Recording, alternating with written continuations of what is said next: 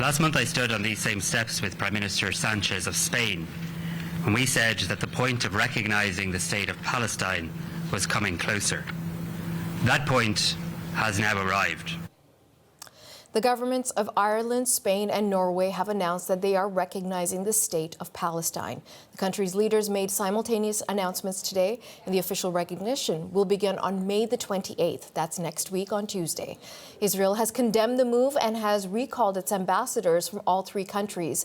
The push for recognition of a Palestinian state has grown since the start of the war in Gaza. But Canada remains amongst the countries that are opposing recognizing Palestine as a state.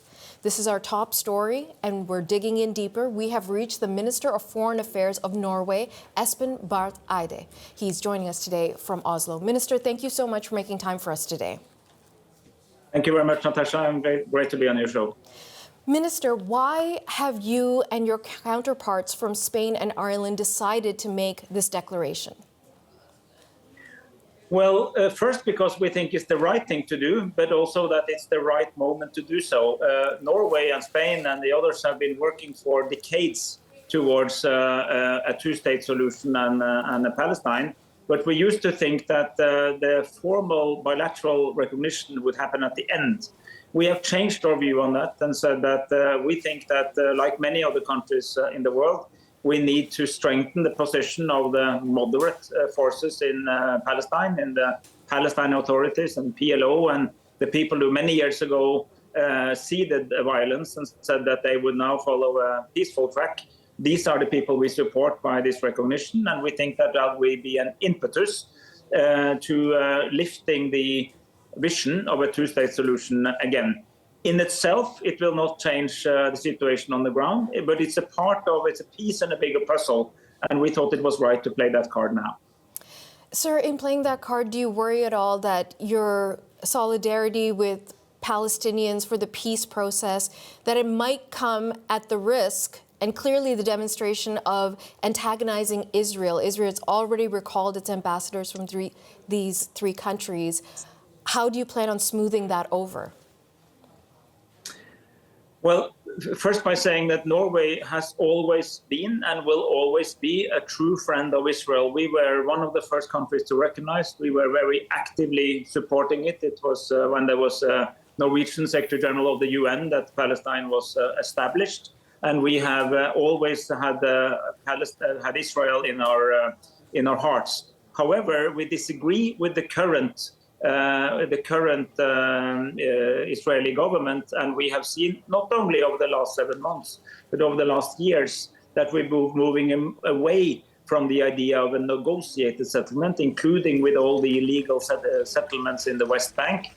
And we need to be clear on this. As a friend of Israel, as a friend of the Palestinian people, we think only a two-state solution can be the final settlement. So we do this also in support of the people of Israel.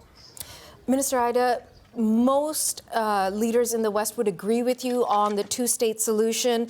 President Biden has come out today. The Biden administration has said that this will only be achieved through direct negotiations between the parties that are involved and not, quote, unilateral recognition, such as what you all have demonstrated. What's your response to that? Well, our response is we also want negotiations. We have actually been in charge of those negotiations for 30 years, so we know quite a bit about this. From the Oslo process, and at the end of the day, there also have to be conversations and negotiations to solve the four outstanding issues of border security, status of Jerusalem, and status of refugees. But we think that at this point, it is correct to send the signal that there is no alternative to a two-state solution.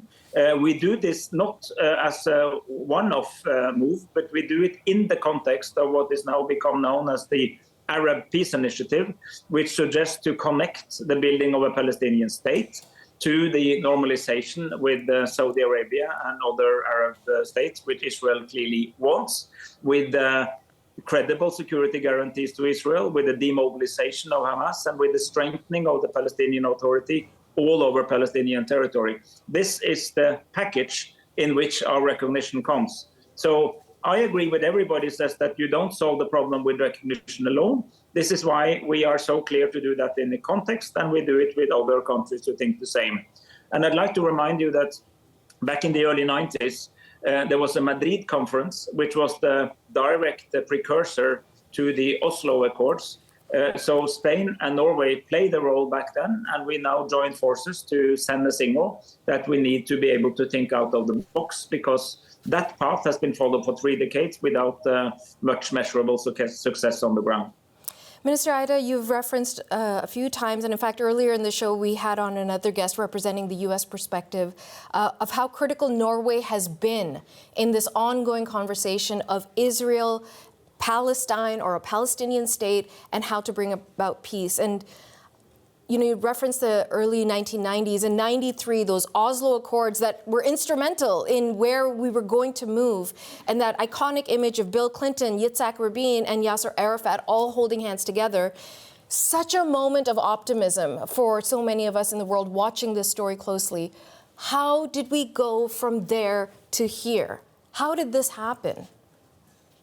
That's an excellent question. I can promise you that entire books have been written, and we have really pondered, being Norway, being in charge of this process, we have really reflected on that very good question. And I come to the conclusion that we made a lot of things right and one big mistake. What was right was to start building the institutions bottom up, to build the Palestinian Authority so that it could be ready when the final negotiations were in place. That was a good idea. However, the error we made was that we did not see, because we had Shimon Peres and Yitzhak Rabin and Yasser Arafat who really believed in this, we did not really take into account that there could come other leaders who wanted to sabotage this.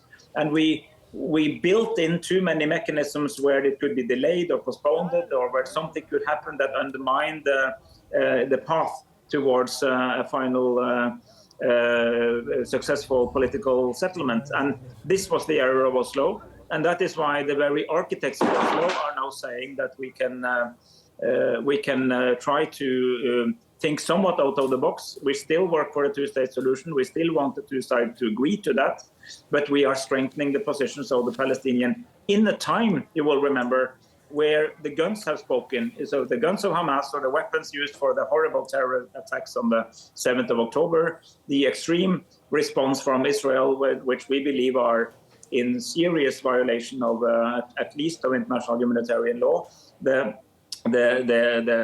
illegal settlements spreading in the West Bank and settler violence and all this. This is exactly the cycle of violence we want to get out of.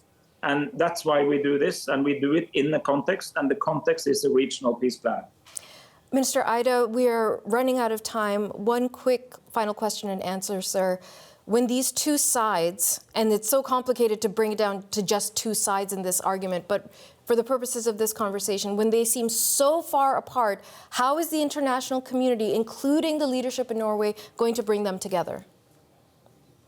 It's by working together with the forces who believe in a two-state solution. It's by getting more countries on board. And I would like to say, since I have this opportunity, that I have recognized a very positive development in Canadian policies here as well. For instance, at the UN, Canada used to vote against. Now they went to abstain. That is actually a move when it comes to Palestine membership in the UN. And we've seen under the leadership of Prime Minister Trudeau and Foreign Minister Joly that there has been an attempt to, let's say, to calibrate Canada's policies on this more with European positions, which I very much welcome. This is difficult for all of us. So there are dilemmas involved for every single country. But what I think is quite unified is the recognition that neither the one-state solution of Hamas, obviously, nor the one-state solution of the extreme right in Israel is a solution. We need a Jewish democratic state to thrive. And in order to thrive, we also need a Palestinian state, which is the expression of the inherent right of the Palestinian people to run themselves. And we need to get that back on the table. Otherwise, we are just sinking into an even deeper quagmire, in which is the extreme elements that will be in charge of our fate. Minister Espen Barth Eide, thank you so much for your time, sir. Thank you.